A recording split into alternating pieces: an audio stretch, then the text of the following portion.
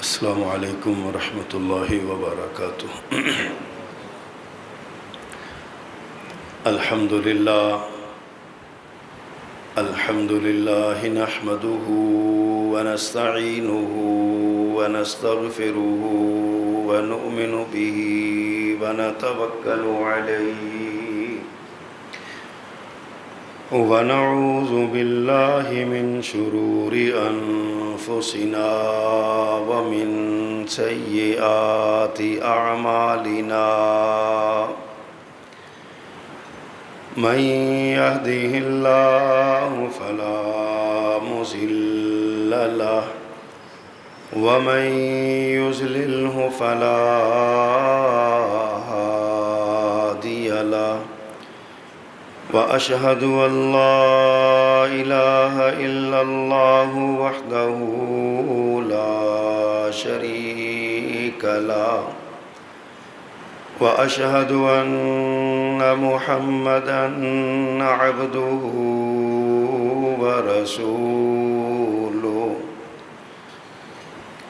أما بعد فإن خير الحديث كتاب الله وخير الهدي هدي محمد صلى الله عليه وسلم وشر الأمور محدثاتها وكل محدثة بدعة وكل بدعة ضلالة وكل ضلالة في النار اللهم صل على محمد وعلى آل محمد كما صليت على إبراهيم وعلى آل إبراهيم إنك حميد مجيد اللهم بارك على محمد وعلى آل محمد كما باركت على إبراهيم وعلى آل إبراهيم إنك حميد مجيد رب اشرح لي صدري ويسر لي أمري واحلل عقدة من لساني يفقهوا قولي اللهم انفعنا بما علمتنا وعلمنا ما ينفعنا وزدنا علما أما بعد فأعوذ بالله السميع العليم وبوجهه الكريم وسلطانه القديم من الشيطان الرجيم من همزه ونفخه ونفثه بسم الله الرحمن الرحيم لا ينهاكم الله عن الذين لم يقاتلوكم في الدين ولم يخرجوكم من دياركم أن تبروهم وتقسطوا إليهم إن الله يحب المقسطين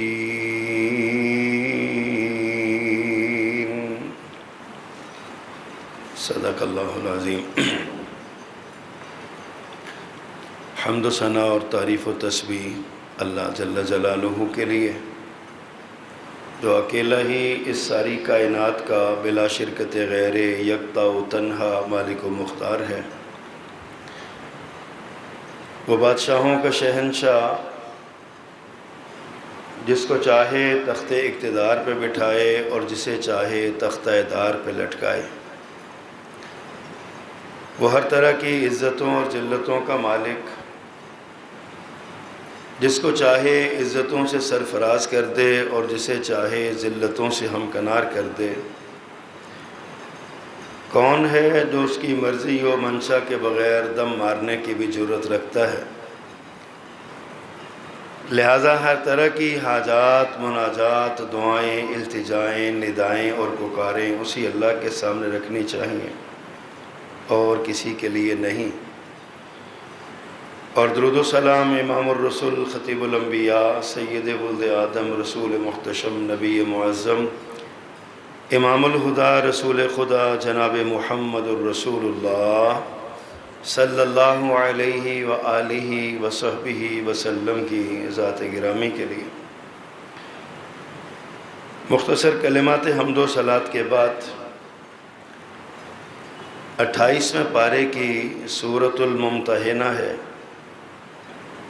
ایک آیت مقدسہ آپ کے سامنے پڑھی ہے۔ آج کی اس زیر مطالعہ آیت میں اللہ سبحانہ و تعالیٰ نے مسلمان معاشرے میں غیر مسلم جو بسنے والے ہیں، عیسائی ہیں، یہودی ہیں یا کسی بھی دوسرے مذہب سے جو ذمی ہیں، ان کے حقوق کا ایک عکس ہمارے سامنے رکھا ہے۔ ہوا یہ کہ حضرت اسماء بنت ابی بکر صدیق رضی اللہ تعالی عنہا ان کی والدہ مشرکہ تھیں۔ حضرت ابو بکر صدیق نے اس کو طلاق دے دی ہوئی تھی، تو وہ مدینہ منورہ میں ایک دن آئیں تو انہوں نے پیغام بھیجا اپنی بیٹی کو کہ میں تم سے ملنا چاہتی ہوں، تمہارے گھر آنا چاہتی ہوں۔ تو چونکہ وہ مشرکہ تھیں، مسلمان نہیں ہوئی تھی، اسلام قبول کرنے سے انکار کیا تھا اس نے، لیکن گھریلو خاتون تھیں۔ حضرت اسماء رضی اللہ تعالی عنہا نے انکار کر دیا کہ میں اللہ کے رسول سے پوچھے بغیر آپ کو اپنے گھر نہیں بلا سکتی۔ سوال کیا رسول اللہ صلی اللہ علیہ وسلم سے کہ میری والدہ ہے، وہ مجھ سے ملنا چاہتی ہے، میرے گھر آنا چاہتی ہے، مجھے فرمائیے میں اس کے ساتھ کیسا سلوک کروں؟ تو اللہ تعالیٰ نے یہ آیت اتاری۔ نبی مکرم صلی اللہ علیہ وسلم نے اس آیت کے تناظر میں حضرت اسماء سے کہا سلی امکی، اپنی والدہ سے صلہ رحمی کرو، اسے بلاؤ، اس کی مہمانی کرو، کوئی حرج نہیں ہے۔ اللہ نے فرمایا ہے کہ لا ینہاکم اللہ، اللہ تمہیں منع نہیں کرتا، عن الذین، ان لوگوں کے معاملے میں، لم یقاتلوکم فی الدین، جو تمہارے دین کے معاملے میں تم سے لڑائی نہیں کرتے، قتل و قتال نہیں کرتے، جھگڑا نہیں کرتے، وَلَمْ يُخْرِجُوكُمْ مِنْ دِيَارِكُمْ، اور نہ وہ تمہیں تمہارے گھروں سے نکالنے کے مجرم ہیں، تمہیں ہجرت پہ مجبور نہیں کیا، وہ تمہیں تنگ نہیں کرتے تھے کہ تم یہاں سے چلے جاؤ، ان تبروہم، اس بات سے منع نہیں کرتا کہ تم ان سے کوئی نیکی کرو، یعنی ان سے نیکی کرو، شرط یہ ہے کہ نہ تو وہ تمہارے خلاف لڑنے والے ہوں اور نہ تمہیں ہجرت پہ مجبور کرنے والے ہوں، وَتُقْسِطُوا إِلَيْهِمْ، اور ان سے انصاف کا معاملہ کرو، ان اللہ یحب المقسطین، اللہ انصاف کرنے والوں کو پسند کرتا ہے۔ حضرت گرامی، اس آیت کے تناظر میں ایک مومنہ مسلمہ بیٹی کو مشرکہ ماں کے بارے میں صلہ رحمی کا حکم دیا گیا کہ ایسی ماں جو محارب نہیں ہے، لڑنے والی نہیں ہے، قتل و قتال والی نہیں ہے، کوئی بھی شخص ایسا ہو جو غیر مسلم ہو، ذمی ہو، اور وہ آپ سے ملنا چاہتا ہے، عقیدے کا فرق ہے، تو آپ اس سے صلہ رحمی کر سکتے ہیں۔ آج کے اس خطبہ جمعہ میں کچھ اس حوالے سے گزارشات کرنا چاہتا ہوں کہ ایک مسلمان معاشرے میں کسی غیر مسلم کا حق، حقوق کیا ہیں اور اس کے فرائض کیا ہیں۔ مسلمان معاشرے میں ظاہر ہے مسلمان معاشرہ وہ ہوتا ہے جس میں مسلمانوں کی اکثریت ہو، مسلمانوں کی حکومت ہو اور مسلمان وہاں پر غالب ہوں۔ یہ مسلمان معاشرہ ہے، اور وہاں پہ ظاہر ہے انسانیت ہے، رہنا ہوتا ہے، غیر مسلم بھی اس معاشرے میں رہتے ہیں۔ لیکن ہماری بدقسمتی یہ ہے کہ ہمارے معاشرے میں دینی علوم کی کمی، دینی فراست کا نہ ہونا اور جہالت کی وجہ سے جذباتیت کا غلبہ زیادہ ہے۔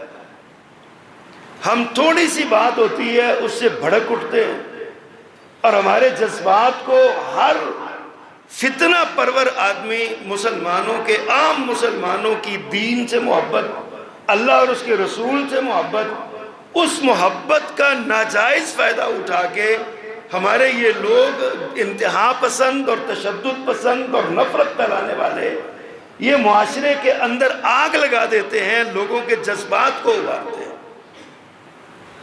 نبی مکرم صلی اللہ علیہ وسلم نے جو دین ہمیں دیا ہے یہ مکمل دین ہے۔ الیوم اکملت لکم دینکم واتممت علیکم نعمتی ورضیت لکم الاسلام دینا۔ یہ کیسے ہو سکتا ہے کہ نبی مکرم صلی اللہ علیہ وسلم سارا دین مکمل کر جائیں اور اس معاملے میں جذباتی چھوڑ دیں، جو جی چاہتا ہے فیصلہ کر لو، خود ہی فیصلہ کر لو، اپنی عقل اور اپنی تعویل کے مطابق فیصلہ کر لو، اپنے علم کے مطابق فیصلہ کر لو۔ وہ علم جس کے بارے میں کہا وَفَوْقَ كُلِّ ذِي عِلْمٍ عَلِيمٍ، ہر علم والے کے اوپر بھی ایک علم والا ہوتا ہے، ہر استاد کا بھی ایک استاد ہوتا ہے۔ تو بسا اوقات ایسا ہوتا ہے کہ ایک مسئلہ کسی کو سمجھ نہیں آتا،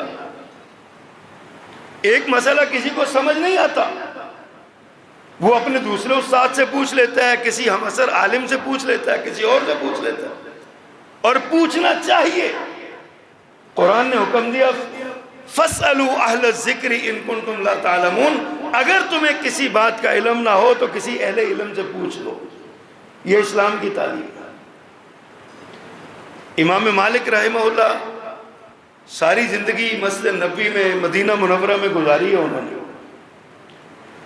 مسجد نبوی کے امام تھے، مسجد نبوی کے خطیب تھے، مسجد نبوی کے مدرس تھے، مسجد نبوی میں درس حدیث دینے والے تھے، اور ہزارہ لوگ ان کے شاگرد تھے۔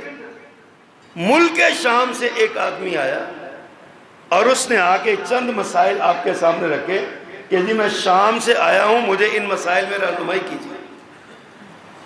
امام صاحب جو مسئلہ وہ پوچھتا بتا دیتے، جو نہیں ہوتا تو کہتے میں نہیں جانتا۔ کم و بیش 40 سوال ایسے تھے جن کا جواب امام وقت، امام مدینہ نے یہ دیا کہ مجھے اس کا علم نہیں، میں نہیں جانتا، لا عارف، میں نہیں جانتا۔ وہ آدمی کہنے لگا حضرت میں ملک شام سے چل کے آیا ہوں، آپ عالم اسلام کے سب سے بڑے عالم ہیں، استاد ہیں، اور اگر آپ کو بھی نہیں پتا تو میں کس سے پوچھوں؟ تو کیا میں شام میں جا کے لوگوں کو بتا دوں کہ امام مالک کو یہ نہیں آتا؟ اللہ اکبر۔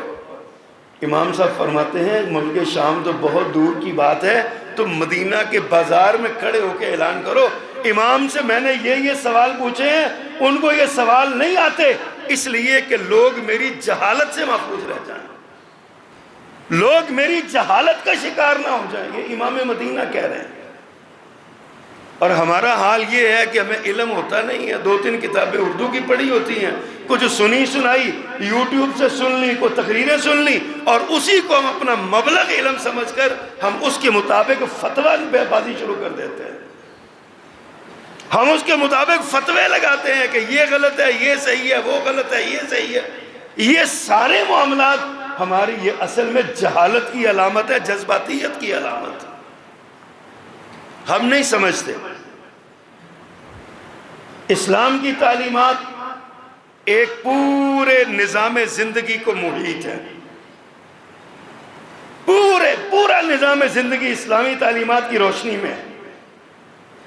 اور اللہ سبحانہ و تعالیٰ نے اس دینی تعلیم میں، اسلام کی تعلیم میں، قرآن و حدیث میں جزا اور سزا کے قانون بھی بتائے ہیں، اس میں حقوق اور فرائض کی تعیین بھی کی ہے، اس میں حسن سلوک اور حسن اخلاق کی باتیں بھی کی ہیں، اس میں جنگی ڈاکٹرائن بھی بیان کی ہے، کس سے لڑنا ہے، کس سے نہیں لڑنا، کس کو مارنا ہے، کس کو نہیں مارنا، کس نے مارنا ہے، فیصلہ کس نے کرنا ہے، فیصلے پہ عمل درآمد کس نے کرنا ہے۔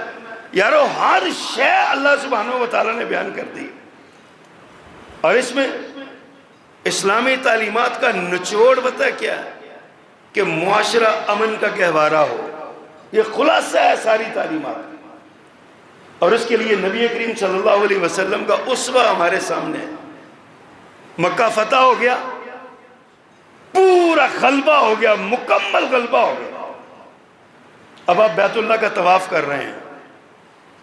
ماں جی عائشہ رضی اللہ عنہ سے طواف سے فارغ ہوئے، پاس بیٹھے، کہنے لگے عائشہ میرا جی چاہتا ہے کہ میں بیت اللہ کو اس کی اصل بنیادوں پہ کھڑا کر دوں۔ یہ جو حتیم کا حصہ ہے نا، یہ چونکہ بیت اللہ کا حصہ ہے، تو میرا جی چاہتا ہے کہ بیت اللہ جس طرح یہ ایک مستطیل کی شکل میں تھا، میں اس کو اصل شکل میں جس طرح ابراہیم علیہ السلام نے بنایا، میرا جی چاہتا ہے کہ میں اس کو ویسے کھڑا کروں۔ اب دیکھیں غالب ہیں، فاتح ہیں، ساری دنیا سامنے ہے، اشارہ ابرو چاہیے، لیکن میرے پیغمبر کی تعلیم کیا ہے؟ آپ فرماتے ہیں کہ میرا جی تو یہ چاہتا ہے کہ بنا دوں، لیکن تیری یہ قوم منتشر ہو جائے گی، اس میں انتشار پھیلے گا، میں اس کے امن کو خراب نہیں کرنا چاہتا، میں اس لیے جس حالت میں ہے اسی حالت میں اس کو رکھتا ہوں۔ وہ آگے پھر اللہ کی حکمتیں ہیں، اللہ تعالیٰ نے یہ کیوں دل میں ڈالا اور کیوں اس ارادے سے باز رکھا۔ اس میں دو چیزیں بڑے علماء ہمارے بیان کرتے ہیں۔ ایک تو یہ کہ اس پیغام کے ذریعے سبق ملا کہ حتیم کا حصہ سارا بیت اللہ ہے، جو حتیم کے اندر جا کے نماز پڑھتا ہے نا، وہ بیت اللہ میں ہی نماز پڑھتا ہے، یہ پیغام ملا۔ اور دوسرا پیغام اس میں یہ ملا کہ جو آنے والے غرباء ہیں نا، جو بیت اللہ کے اندر نہیں جا سکتے، اللہ نے اپنے نبی کو اس ارادے سے باز رکھوا کے نا کہ یہ نہیں کرنا، معاشرتی امن کے نام پر آپ نے ہم جیسے غریبوں کے لیے اللہ نے موقع دے دیا کہ تم کبھی جاؤ تو حتیم میں جا کے نماز پڑھنا، گویا بیت اللہ میں نماز پڑھ کے آئے۔ یہ ہے اصل چیز، امن کے لیے میرے پیغمبر صلی اللہ علیہ وسلم نے یہ کی۔ اور ہم سب سے زیادہ بدامنی ہمارے معاشرے کے اندر، سب سے زیادہ بدامنی دین کے نام پر اور مذہب کے نام پر پھیلائی جاتی ہے، اور ہماری ان حرکتوں کی وجہ سے غیر مسلموں کو یہ موقع ملتا ہے، اور وہ پھر اسلام کا جو حقیقی چہرہ اس کو داغدار کرتے ہیں۔ آپ نے دیکھا ہوگا جڑاوالا میں کل 2 دن پہلے جو واقعہ ہوا، اس سے پہلے سیالکوٹ میں بھی اسی طرح کا واقعہ ہوا تھا، اس سے پہلے گوجرے میں بھی ہوا تھا، لاہور میں بھی ہوا تھا، فیصل آباد میں بھی ہوا تھا، اور بھی دیگر پشاور میں بھی ہوا تھا۔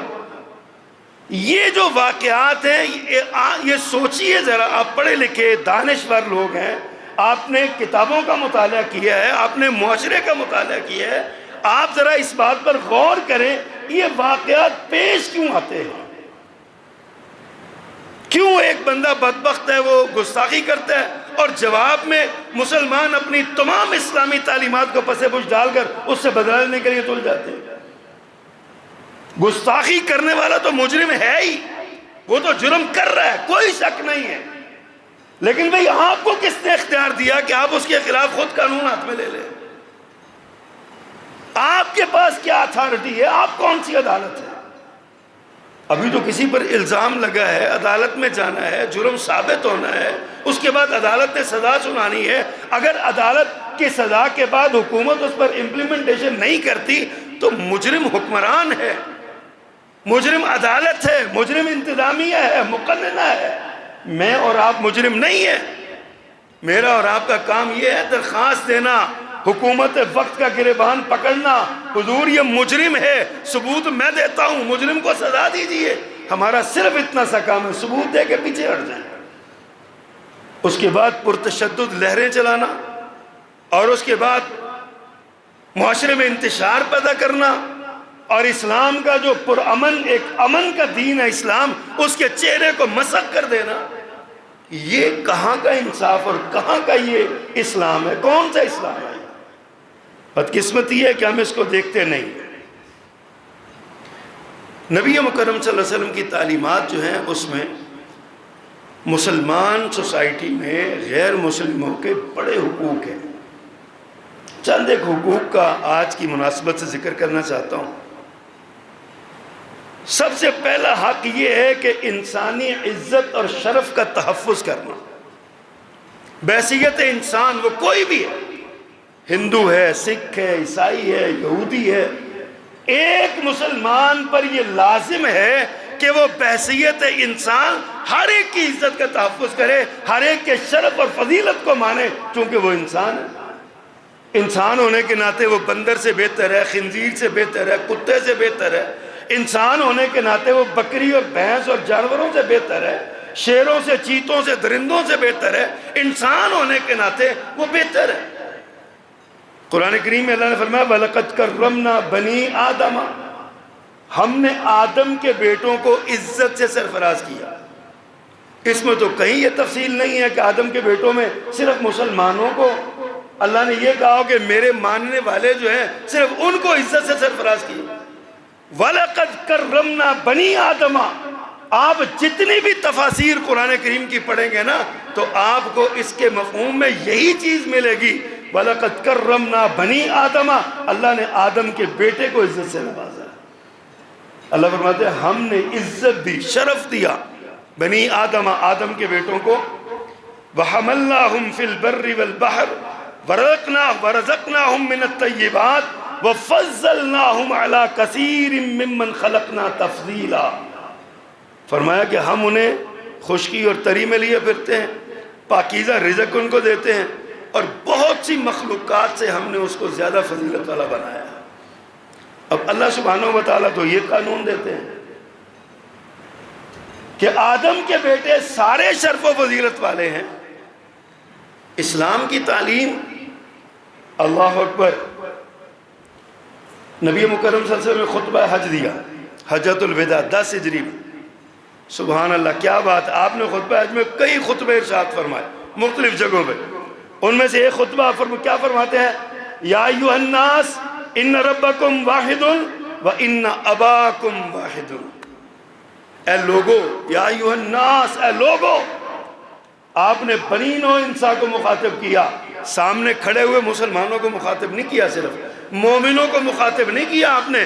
یا ایھا الناس حدیث کے الفاظ ہیں، اے لوگو، اے آدم کے بیٹو، اے انسانوں، ان ربکم واحد، تمہارا رب بھی ایک ہے، وَإِنَّ أَبَاكُمْ وَاحِدٌ، اور تمہارا باپ بھی ایک ہے۔ کیا مطلب ہے؟ بحیثیت انسان تم سب یکساں حقوق کے مالک، بحیثیت انسان تم سب کی عزت سانجھی ہے، بحیثیت انسان تم سب کا وقار مشترکہ ہے۔ فرمایا ان اباکم واحد، تمہارا باپ بھی ایک ہے۔ الا لا فضل لعربی علی عجمی، فرمایا خبردار، کسی عربی کو عجمی پر کوئی فضیلت نہیں، ولا لعجمی علی عربی، اور نہ کسی عجمی کو کسی عربی پر فضیلت حاصل ہے، ولا لاسود علی احمر، اور نہ کسی گورے کو کالے پر اور نہ کسی کالے کو گورے پر کوئی فضیلت حاصل نہیں۔ فضیلت کس طرح حاصل ہے؟ ان اکرمکم عند اللہ اتقاکم، فرمایا عزت والا اللہ کے ہاں وہ ہے جو زیادہ تقوی والا ہے، وہ اللہ کا معاملہ ہے، اللہ کے پاس اس کی عزت زیادہ ہے۔ مذہب سے ہٹ کے بحیثیت انسان، تم اولاد آدم ہو، تمہارا خالق اللہ ہے، اور اس بنیاد پر تمہاری عزت، تمہارا شرف، تمہارے جان، تمہاری مال، تمہاری عزت، آبرو، ہر چیز کا تحفظ تم سب کی مشترکہ ذمہ داری ہے۔ یہ اسلام کی تعلیم ہے۔ کیا اس وقت ہم یہ تعلیم بھول جاتے ہیں جب ہمیں کوئی جذبات دلاتا ہے، ہمیں جوش دلاتا ہے؟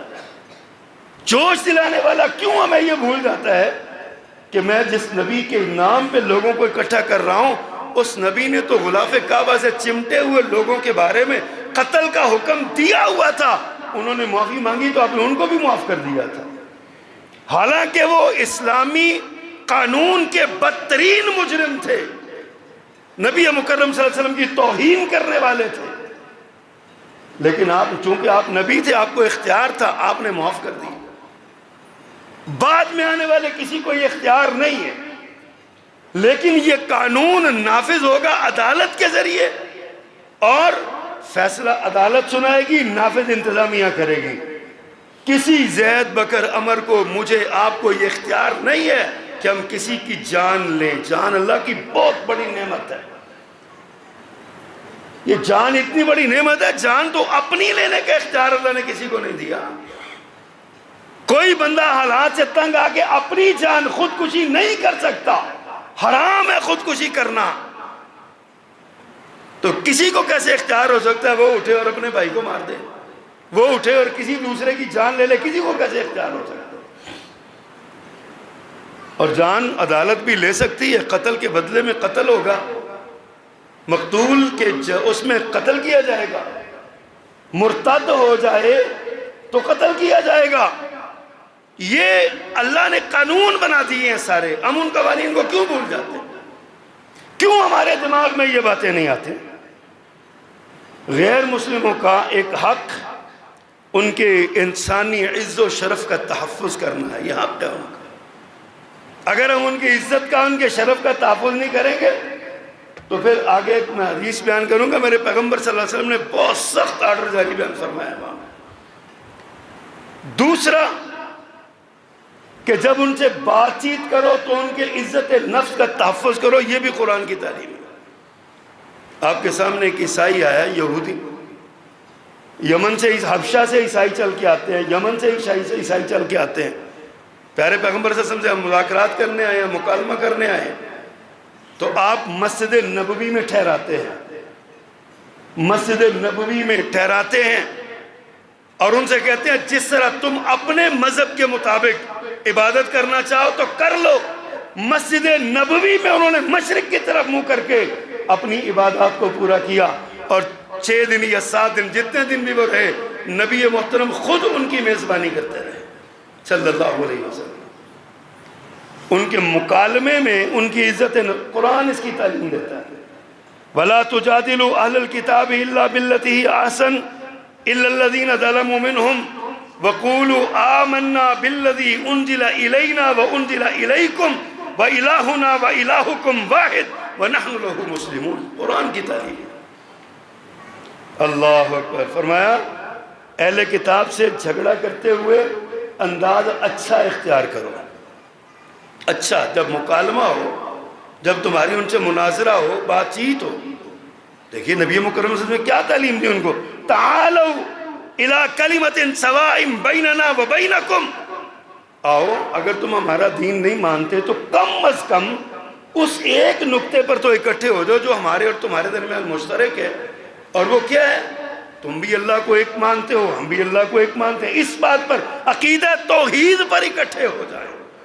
پیارے پیغمبر تعلیم دے رہے ہیں، مکالمے میں ان کے شرف کا خیال کرنا اور ان کو پیغام دینا۔ جب وہ مباحثہ کریں تو آخر میں جا کے بات نہ بنے، فرمایا تم ان سے کہو، قولو، تم کہو، آمنا بالذی انزل الینا وانزل الیکم، ہم اس ذات پر ایمان لائے جس نے تمہاری طرف بھی دین اتارا، ہماری طرف بھی اتارا، ہم اس پر ایمان لاتے ہیں۔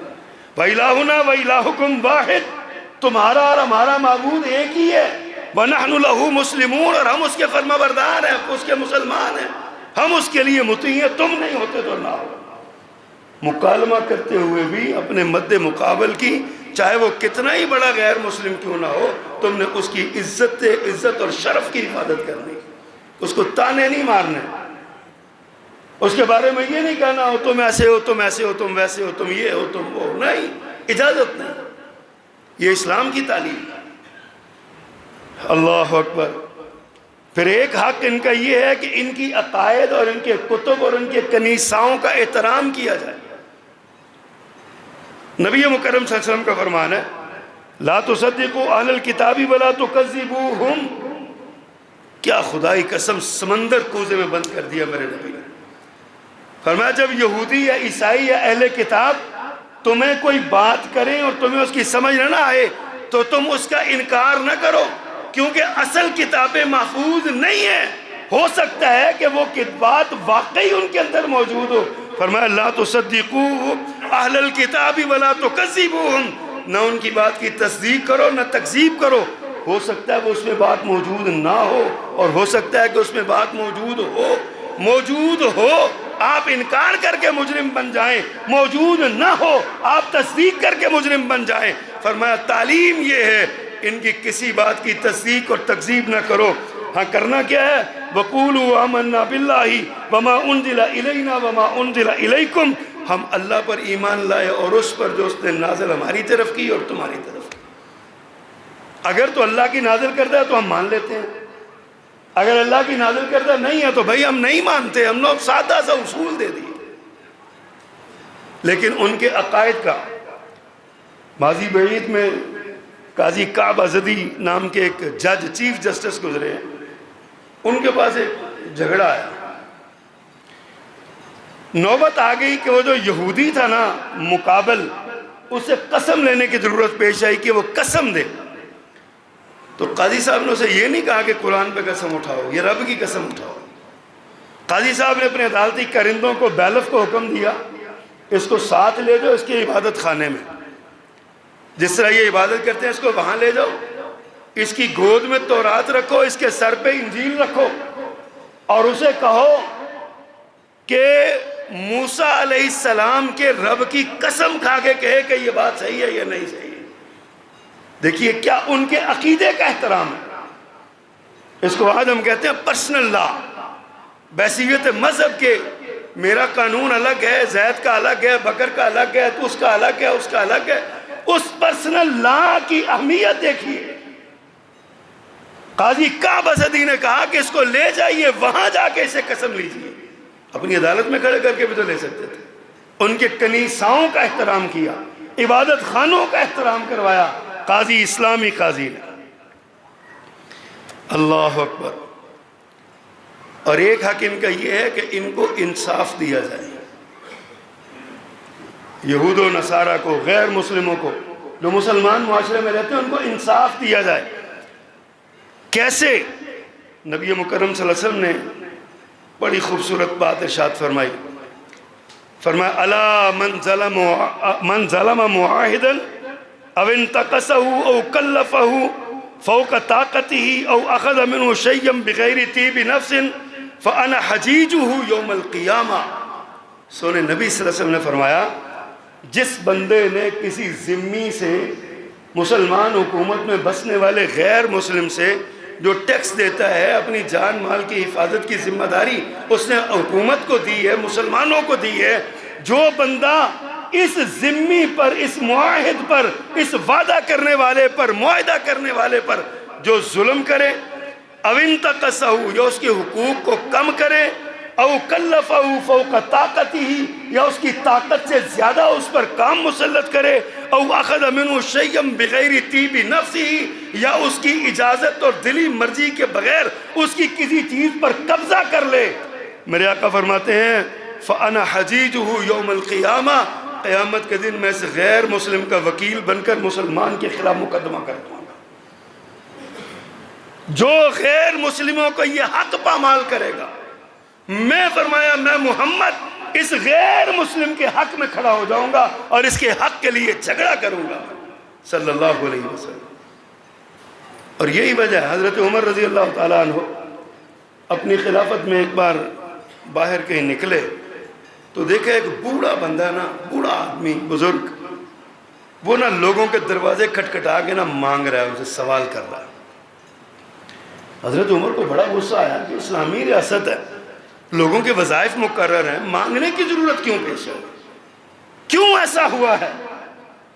یہ جو نہ مانگنے والا سلسلہ ہے نا، یہ ان حکومتوں میں ہوتا ہے جن حکومتوں میں جو حکومتیں اپنی رعایا کا خیال کرتی ہیں. جہاں حکومتیں ہی ظالم اور جابر لوگوں کی اور ہمارے اپنے اعمال کی بدولت یہ سارا کچھ ہو، تو وہاں پہ اگر کوئی دستے سوال دراز کر دے نا تو اس کے لیے قرآن کی تعلیم ہے اما السائل فلا تنہر، سوالی کو جھڑکو نہیں، یہ قرآن کی تعلیم ہے۔ ان حالات میں موجودہ جو ہمارے حالات چل رہے ہیں، اگر کوئی بندہ آپ سے سوال کے لیے ہاتھ پھیلا دے تو ماتھے پہ شکن نہیں ڈالنی چاہیے، دینا دے دے، نہیں دینا نہ دے، اس کو سوال کرنے سے نہ روکیں۔ ہاں اگر اسلامی حکومت ہوتی حضرت عمر فاروق رضی اللہ تعالیٰ عنہ جیسی، وظائف مقرر ہوتے، سارے معاملات ہوتے، پھر کوئی مانگے پھر اس کو جھڑکو۔ حضرت عمر رضی اللہ تعالیٰ نے دیکھا بوڑھا آدمی ہے مانگ رہا ہے، اس کی کمر پہ ہاتھ رکھا، محبت سے کمر پہ ہاتھ رکھا، کہا جناب آپ کون ہیں، کیوں مانگ رہے ہیں، کیا ضرورت پیش آ گئی آپ کو، کیا بیت المال سے آپ کو وظیفہ نہیں ملتا؟ اس نے جواب میں کہا کہ جی میں ذمہ ہوں، اہل کتاب میں سے ہوں۔ حضرت عمر فرماتے ہیں اچھا اہل کتاب کے کس گروہ سے ہو، یہودی ہو کہ عیسائی؟ اس نے کہا جی یہودی ہوں۔ کہا اچھا کیوں مانگ رہے ہیں؟ کہا جی میرے ذمہ ٹیکس ہے، میں ذمہ ہوں نا، میرے ذمہ ٹیکس ہے، میں نے وہ بیت المال میں جمع کروانا ہوتا ہے، بوڑھا ہو گیا ہوں، اب کمائی نہیں ہوتی، مزدوری نہیں ہوتی، تنگ آ گیا ہوں، روٹی سے بھی آوازدار ہوں، ٹیکس بھی دینا ہے، اور جناب کپڑے لتے سے بھی پریشان ہوں، کوئی چیز نہیں ہے۔ حضرت عمر رونے لگے، اس کا بازو پکڑا، گھر لے گئے، گھر لے جا کے جو گھر میں میسر تھا اس کو مہیا کیا، اور اس کو پیسے بھی دیے، اور وزیر خزانہ کو خط لکھا وہیں پہ۔ اس نے کہا آج کے بعد قانون یہ ہے کہ ریاست اسلامی میں جو ذمی، جو غیر مسلم جوانی میں ٹیکس دیتا رہا اور آج وہ بوڑھا ہو گیا ہے، ٹیکس جمع نہیں کر سکتا، مزدوری نہیں کر سکتا، اسلامی ریاست اس کی کفیل ہے اور اس کا ٹیکس معاف ہے، ذمہ جزیہ معاف ہے، اس کے ذمہ کوئی چیز نہیں ہے، بیت المال سے اس کو پیسے دیے جائیں گے، اس کا خرچہ دیا جائے گا بیت المال سے۔ یہ اسلام ہے، یہ ہے اسلام۔ غیر مسلم کے بھی ذمہ مسلمانوں نے اٹھا لیا، غیر مسلم کے سامنے بھی اپنے آپ کو سرنڈر کر دیا، کہا اس کی ذمہ داری ہم لیتے ہیں۔ اور وہ معروف تاریخ کا قصہ آپ نے سنا ہوگا، جب امیر المومنین امیر حضرت عمر رضی اللہ تعالیٰ عنہ ایک بوڑھی عورت کے دروازے پر جاتے ہیں، وہ خیمے میں لگی ہوئی ہے، اپنے بچوں کو وہ اس میں ہانڈی میں پتھر ڈال کے پکا رہی ہے، تو وہ کہتے ہیں بی بی تو یہ کیا کام کر رہی ہے، کیوں کر رہی ہے، کیوں بچوں کو رلا رہی ہے؟ اس نے کہا بچے مجھے نہیں رو رہے، عمر کی جان کو رو رہے ہیں۔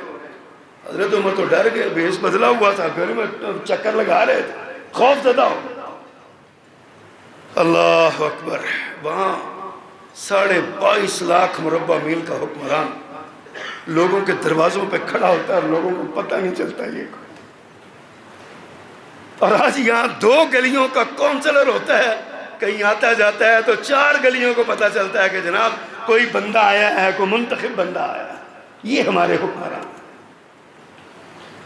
حضرت عمر کی آنکھوں میں آنسو ہے، کہا بی بی عمر کا کیا قصور ہے، عمر کو بتایا کیوں نہیں، بتاتی جا کے۔ بی بی نے کہا عمر نے اگر میرے حالات سے خبر نہیں رکھنی تو حکمران کیوں بنا ہے، ضرورت کیا ہے، اس کو چھوڑ دے حکمرانی۔ اللہ اکبر۔ حضرت عمر پریشان ہو گئے، فوراً اپنے غلام کو ساتھ لیا، بیت المال میں آئے، ایک بوری میں دالیں اور اناج اور جو کچھ بھی تھا، زیتون وغیرہ ڈالا، اور اپنے غلام سے کہنے لگے میرے کندھوں پہ رکھا دو، میرے کندھوں پہ رکھوا دو۔ غلام کہتا ہے امیر المومنین میں کس لیے ہوں، میں خادم ہوں آپ کا، میں ہوں، میرے لیے آپ کیوں پریشان، مجھے دے۔ ایک ہی جن کو احساس ہوتا ہے نا، جن حکمرانوں کو، یہ وہ لوگ ہوتے ہیں۔ فرمایا اسلم، ان کے غلام کا نام اسلم تھا، فرمایا اسلم قیامت کے دن بھی یہ بوجھ اٹھا لو گے، یہ میرا بوجھ ہے، میرے ذمہ یہ لگا ہے، یہ میں نے پہنچانا ہے۔ اور پھر اسلم بیان کرتا ہے حضرت عمر امیر المومنین نے کندھے پہ اٹھایا اور لے کے چل دیے، اور جب پہنچے نا آگے، مائی سے کہا تم پیچھے ہو جاؤ۔ گیلی لکڑیاں تھیں، آگ جل نہیں رہی تھی، حضرت عمر پھونکنی سے پھونک مار رہے تھے، دھوئیں کی وجہ سے آنکھوں سے پانی جاری تھا، اور اسلم کہتے ہیں کہ آپ کی داڑھی کے بیچ میں سے دھواں نکل رہا تھا۔ ہنڈیا پک گئی، سالن تیار ہو گیا، روٹی پکا دی، بچوں کو جگا کے کھلایا، ہائے میرے اللہ۔ ماں نے جب بچے پرسکون سو گئے نا تو ماں نے آسمان کی طرف ہاتھ اٹھا کے کہا اللہ عمر کی جگہ تمہیں لے آئی، تم عمر کی جگہ ہوتے تو تم اچھے تھے۔ حضرت عمر رو پڑے اور کہتے ہیں بی بی صبح آنا مدینہ میں تو میں انشاءاللہ تمہیں عمر کے پاس ہی ملوں گا، تم آ جانا تمہیں وہاں ملوں گا، پھر تمہاری کچھ خدمت کریں گے۔ پھر یہ اسلامی حکمران ہیں، رعایا کا خیال کرنے والے، اور رعایا میں مسلم ہو یا غیر مسلم ہو پرواہ نہیں ہے، ہر ایک کو ان کا حق دینا ہے۔ اللہ اکبر۔ حضرت عمر بن عاص رضی اللہ تعالیٰ مصر کے گورنر تھے، اور حضرت عمر بن عاص تو صحابی رسول تھے، تربیت یافتہ تھے، ان کے اندر تو ایسی کوئی بات نہیں تھی، لیکن بیٹا گورنری کے دور میں پیدا ہوا ہوگا، عروج دیکھا مسلمانوں کا، حضرت عمر بن عاص کا بھی عروج دیکھا ہوگا، تھوڑا سا نا اس میں کچھ کیڑا آ گیا حکمرانی کا، پندار آ گیا، غرور آ گیا حکمرانی کا، ہم معززین کے بیٹے ہیں۔ اور پھر ایک جگہ پہ دوڑ لگی نا تو ایک عیسائی قبطی، مصری قبطی، اس کے گھوڑے کے ساتھ دوڑ لگی، اس کا گھوڑا آگے نکل گیا، اس نے اس کو مارنا شروع کر دیا، محمد صاحب نے، محمد بن عمر بن عاص نے رحمہ اللہ، یہ بیٹے تھے عمر بن عاص رضی اللہ تعالیٰ، پکڑ لیا، مارا، کہ تجھے جرأت کیسے ہوئی، تیرا گھوڑا کیوں آگے نکلا؟ وہ وہاں سے نکلا، دیکھیے عیسائیوں کو بھی اعتبار تھا مسلمان حکمرانوں، وہاں سے مصر سے چلا، صبر کی صحبتیں برداشت کرتا، مدینہ منورہ میں پہنچا، حضرت عمر کے سامنے آ کہتا ہے امیر المومنین یہاں پہ جانوں کی امان ملتی ہے، ایک گزارش لے کے آیا، فرمایا حکم کرو، بتاؤ۔ واقعہ سنایا کہ اس طرح کر کے آپ کے گورنر کے بیٹے نے مجھے مارا، میں نے وہاں پہ نالش اس لیے نہیں کی کہ وہ باپ اور بیٹے کا معاملہ ہے، کہیں ایسا نہ ہو کہ بیٹے کی محبت باپ کے دل میں آ جائے، شکایت آپ کے پاس لے کے، انصاف چاہیے مجھے مارا گیا ہے، کوڑے مارے گئے ہیں۔ اللہ اکبر۔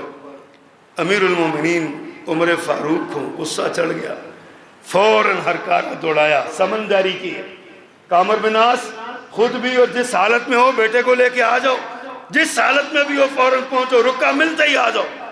ظاہر ہے جہازوں کا دور تو نہیں تھا، ٹکٹ کٹاتے اور 2 گھنٹے میں یہاں پہنچ جاتے، کچھ ٹائم لگا، اتنی دیر تک اس کو مہمان خانے میں ٹھہرا تو انہیں جانا نہیں۔ عمر بن عاص آگے، بیٹا بھی آ گیا رضی اللہ تعالیٰ۔ حضرت عمر نے طلب کی، عدالت میں پیش ہوئے، حضرت عمر کی، اس کو بھی بلایا، کہا کون ہے تمہارا مجرم؟ یہ بیٹا ہے۔ بات سنی، جرم ثابت ہوا، فرمایا کوڑا پکڑو اور اس معززین کے بیٹے کو اتنا مارو کہ اس کا غرور نکل جائے۔ ساری مجلس کے لوگ بیٹھے ہوئے کہتے ہیں ہم دیکھتے رہے، پہلے تو ہم بھی بڑا خوش ہوئے، انتقام سزا مل رہی ہے نا، قصاص مل رہا ہے، اللہ کی حد نافذ ہو رہی ہے، اس بات سے خوش ہوئے۔ کہتے ہیں لیکن اس کو غصہ ہی اتنا تھا، اس نے مار کے بھرکس نکال دیا، اور ہمیں ڈر پیدا ہوا کہیں یہ مر نہ جائے، اور ہم سوچنے لگے کاش کہ ابھی اس کو معاف کر دیں۔ جب وہ تھک گیا نا مار کے، پیچھے ہٹ گیا، اس نے کہا امیر المومنین رضی اللہ تعالیٰ انہوں نے فرمایا او قبطی مصری، اب یہ کوڑا پکڑ کے اس کے باپ کو بھی مارو، یہ باپ کھڑا ہے نا، اس نے تربیت کیوں نہیں کی اس کی، کیوں یہ تصور اس کے ذہن میں آنے دیا کہ ہم معززین ہیں اور یہ کمین ہے۔ حضرت عمر بن عاص تڑپ اٹھے، امیر المومنین میرا کیا قصور ہے؟ کہا تیرا یہی قصور ہے، تو نے بچے کی تربیت نہیں کی ہے، تیری ریاست میں ایک غیر مسلم کے ساتھ بھی انصاف کیوں نہیں ہوا انصاف تیری ریاست میں؟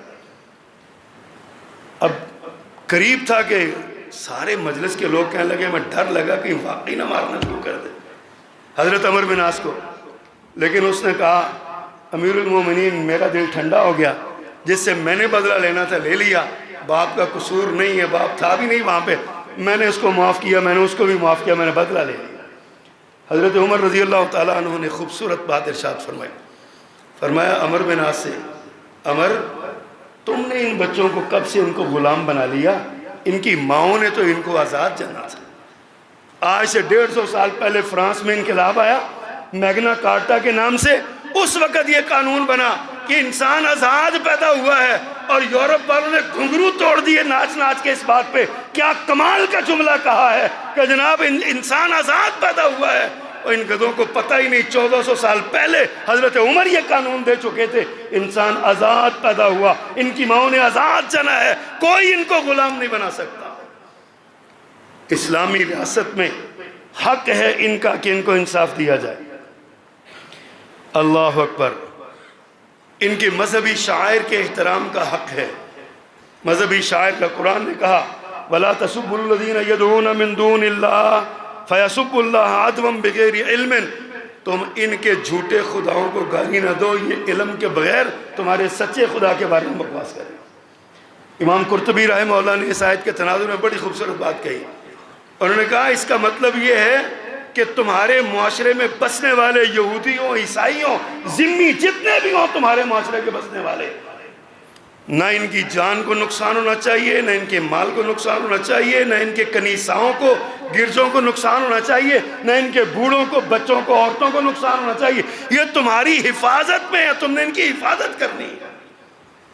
یہ اسلامی معاشرے میں غیر مسلموں کے حقوق ہیں، لیکن ان کے کچھ فرائض بھی ہیں۔ آج جب کوئی اس طرح کا واقعہ ہوتا ہے نا، اب دیکھیں توہین قرآن ہوئی، رات کی تاریکی میں قرآن جلایا گیا، اس کا مقدمہ درخواست دی گئی، پولیس کی نااہلی وہاں کی، اسسٹنٹ کمشنر صاحب خود عیسائی تھے، انہوں نے اپنے بندوں کو بھگایا، پولیس والے وہاں تک گئے نہیں، پھر فساد پیدا ہوئے، حالات خراب ہوئے، پھر سارا معاملہ ہوا۔ اب جو میڈیا پہ آ رہا ہے وہ کیا ہے؟ Church church church church church جلا دیا، غیر مسلموں سے یہ ہو گیا، غیر مسلموں سے اقلیتیں غیر محفوظ ہو گئیں، امریکہ صاحب نے آرڈر جاری کر دیا اقلیتوں کی حفاظت کی جائے۔ اقلیتوں کی کوئی ذمہ داری نہیں ہے کہ وہ مسلمانوں کے حقوق کی حفاظت کریں، مسلمانوں کے مقدسات کی حفاظت کریں، مسلمانوں کے قرآن کی حفاظت کریں، اللہ کے رسول کی حفاظت کریں، ان کی عصمت کی حفاظت کریں، ان کی کوئی ذمہ داری نہیں۔ ہمارے چند بیوقوفوں کی وجہ سے، جذباتی لوگوں کی وجہ سے اگر ایسا سانحہ ہوا، اس سانحے کا سبب بھی تو ڈھونڈیے نا، پیچھے سبب کیا ہے؟ کیا ان کا فرض نہیں ہے کہ یہ اکثریتی آبادی کے جذبات کا خیال رکھیں؟ کیا ان کا فرض نہیں ہے کہ یہ مقدسات اسلام کا احترام کریں؟ کیا ان کا فرض نہیں ہے کہ مسلمان معاشرے میں ان کو برابر کے حقوق ملے ہوئے ہیں، اس پر یہ مسلمانوں کے شکر گزار رہے ہیں؟ ان کا حق نہیں ہے ان کا؟ لیکن آج ہم غلامی کی زندگی گزارنے میں پتہ ہی نہیں ہے کہ ہم کیا ہیں اور کیا ہمارے ساتھ ہو رہا ہے۔ اور پھر یہ ہمیں تو یہی سمجھ آئی ہے یہ ہوتا پتہ کیوں ہے؟ آج کل کے حالات میں خاص کر کے ملکی حالات بڑے خراب ہیں، غربت بڑی ہے، ایک بندے کے دماغ میں یہ بات آتی ہے یار کوئی انجینئر حرکت کرو، مشہوری ہوئے گی، شہرت ملے گی، امریکہ، فرانس، پیرس، جرمنی، فلاں فلاں ہمیں بلا لیں گے، ہم بیرون ملک چلے جائیں گے، پروٹوکول الگ اور جناب شہرت الگ اور ناموری الگ، اور ہوگا کیا؟ مسلمانوں کے نبی ہے نا، کس نے ہمیں سزا دینی ہے؟ ساری دنیا ہمارے پیچھے کھڑی ہو جائے گی اس شہرت کے لیے، اس پیسے کی لالچ کے لیے، بیرون ملک اسائلم کے لیے، یہ ساری حرکتیں کی جاتی ہیں، اور ہمارا نظام عدل یہاں پہ منہ میں کنگریاں ڈال کے بیٹھا ہو۔ ایک مجرم جس کو نیچے سے لے کے سپریم کورٹ تک، سیشن کورٹ سے لے کے سپریم کورٹ تک ساری عدالتیں مجرم قرار دیتی ہیں اور کہتی ہیں کہ یہ اس توہین کا مجرم ہے، اور ملکی قانون ہے 295 سی لگائی جائے، سزائے موت دی جائے، لیکن پھر ریویو میں جاتے ہیں اور عدالت عالی، عدالت عظمیٰ کے جج صاحب باعزت پروٹوکول کے ساتھ بری کرتے ہیں اور ان کو اسپیشل طیارے میں بٹھا کے باہر بھجوا دیا جاتا ہے۔ مجھے بتائیے جب انصاف نہیں ملے گا، یہاں اللہ اور اس کے رسول کو انصاف نہیں مل رہا، یا ہم روتے ہیں کہ عدالتیں، ہمارے یہاں کیا 139 میں سے 134واں نمبر ایسے ہی نہیں آتا، 139 ممالک کی عدالتوں میں سے 134واں نمبر آیا، اسی لیے آیا سب سے نیچے، سب سے نیچے، اسی لیے آیا کہ یہاں پہ انصاف بکتا ہے، جج بکتا ہے۔ لوگ کہتے ہیں وکیل نہ کرو، جج کر لو، کیوں؟ یہاں پہ لوگ انصاف کا دروازہ نہیں کھٹکھٹاتے، ان کو پتہ ہے کہ انصاف نہیں ملنا، انصاف لینے کے لیے بھی مکان بیچنا پڑے گا۔ جوان سال بیٹا قتل ہو گیا، جوان سال بیٹا قتل ہو گیا، بے گناہ قتل ہو گیا، اب پولیس نے مقدمہ درج کیا، پیشیاں شروع ہو گئی، وکیل کے پیسے الگ، پولیس کے پیسے الگ، اور جناب ان کے ہرکاروں کے پیسے الگ، اور جج صاحب کیا ہے جی انصاف لے رہے ہیں، میرے بیٹے کو قتل کیا گیا، بدلہ دیا جائے، یہ بدلہ لیا جا رہا ہے۔ اور اگر خدا نہ خواستہ کہیں تو 20-30 سال کے بعد جا کے ہمارا معاملہ کو وہ عدالت انصاف دے بھی دے تو اس وقت تک تو سب کچھ بھول بھلا چکا ہوتا ہے، پھر کیا فائدہ ہوتا ہے؟ انصاف کے لیے ضروری ہے عیسائیوں کو حقوق دینے چاہیے، یہودیوں کو حقوق دینے چاہیے، گرجے نہیں جلانے چاہیے، معبد نہیں جلانے چاہیے، مندر نہیں گرانے چاہیے، بالکل یہ اسلام کی تعلیم ہے اور ہم اس پر اسٹرکٹلی قائم ہیں، نہیں ہونا چاہیے۔ لیکن ان کو بھی تو کچھ سمجھائے جا کے کہ مقدسات اسلام کی بھی کا احترام کریں، مسلمانوں کی اجتماعی جذبات کا بھی احترام کریں، وہ کوئی نہیں سمجھاتا اور سارے ادھر لگے ہوئے ہیں۔ 4 دن ہو گئے ہیں توہین قرآن جلا کے قرآن کے اوپر نعوذ باللہ نعوذ باللہ نعوذ باللہ علیہ باللہ نقل کفر نباشت، قرآن پہ اور نبی مکرم صلی اللہ علیہ وسلم پہ لعنت کے الفاظ لکھ کے اس کے ساتھ سیلفیاں لے رہے ہیں اور سوشل میڈیا پہ دے رہے ہیں۔ کس لیے دے؟ ان کو کچھ نہیں کہا جا رہا، چرچ جلا دیا، اقلیتیں غیر محفوظ ہو گئی، لوگ جنگلوں میں جا کے سوئے، کھیتوں میں جا کے سوئے۔ اور میرے بھائی، ہم نے کب کہا کہ یہ غلط ہے؟ ہم نے کب کہا کہ یہ صحیح ہے؟ غلط ہے۔